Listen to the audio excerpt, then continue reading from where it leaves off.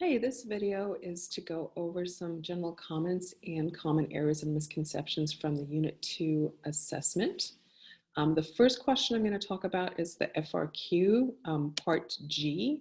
There were lots of people that had questions about this during the test. And this question really was a great question because it kind of pushed your thinking a little bit.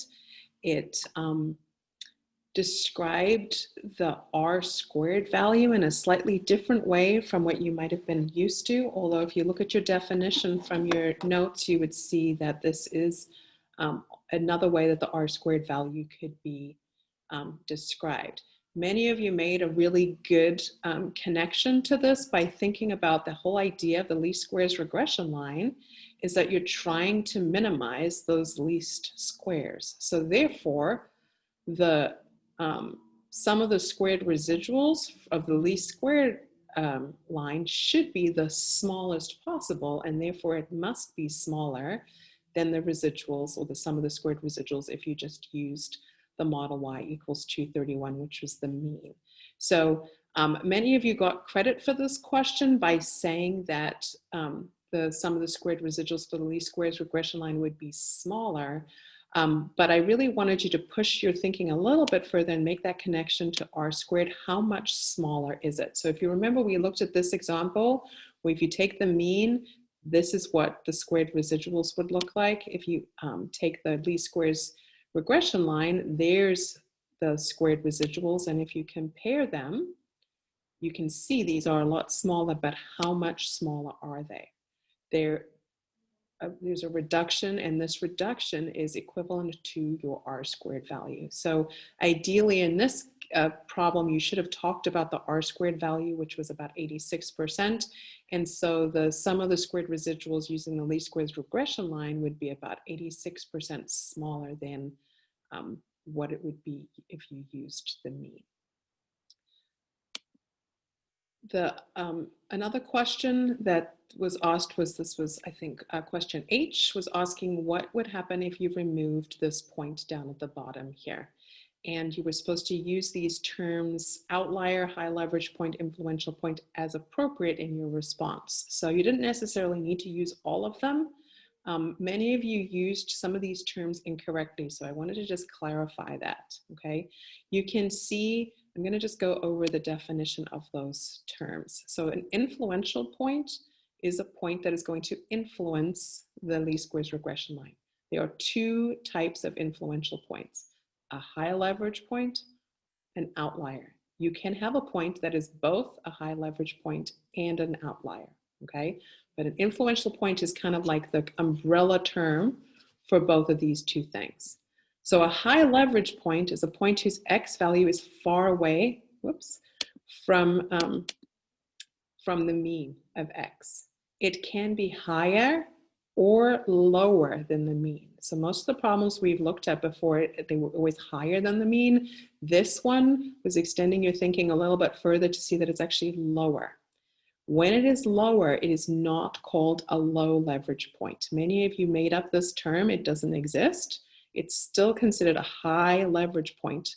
It's called high leverage, not because it's a high point, it's because it has a lot of leverage on the least squares regression line, and it's going to impact the slope and the y-intercept. An outlier is a point whose y value is far away from the predicted y value. In other words, it's going to have a high residual. It can be higher or lower than the predicted value, and the outlier is going to change the correlation of the least squares regression line. So if we go back to this, you can see that this point is a high leverage point because the mean of X is going to be somewhere around here. You can see that it's very different from that. So it is going to have a high influence on that. If you took that point away, right now it's kind of like pulling the line down to the left, but if you removed it, it's going to make your line have a lower slope and a higher y-intercept. If you remove that point, you can see it has a high residual, and therefore it's going to make your correlation stronger, which is going to increase the value of your correlation. So your correlation is going to increase, your slope is going to decrease, and your y-intercept would increase. This is both a high leverage point and an outlier. And it is definitely an influential point. The next question I wanted to talk about was this multiple choice question. And I'm not sure, some people might have misinterpreted what this graphic was saying, but it says in the scatter plot below, lines are drawn showing the mean value of X and Y. So this is the mean of Y, this is the mean of X. These are not axes. It says, what effect does the outlier at the top of the scatter plot have on the correlation and the slope of the least squares regression line? So it's going to decrease the correlation, right? Because it's far away, so therefore it's making your correlation weaker. But if you think about this, if this is the mean of X, if this was like your seesaw, if this point is directly on top of the middle of your seesaw, when you remove that point, it's not going to make the seesaw flip at all. It's not going to change your slope because it is right above the mean. It is not a high leverage point. It's not going to impact the slope or the y-intercept. So you should have said that it decreases the r, but the slope is unchanged. This question here was asking you to find the least squares regression line with this information. And I think it's helpful to kind of lay out the information in a way that makes it a little easier to read. So it says on a quiz, the statistics class had an average score of 8.3. So that's I let the X be the mean score, the quiz score. The mean of that would be 8.7 and a standard deviation of 1.2. And then on the following test, the test is the Y.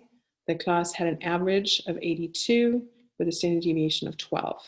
And the correlation between the quiz scores and the test scores was 0.06.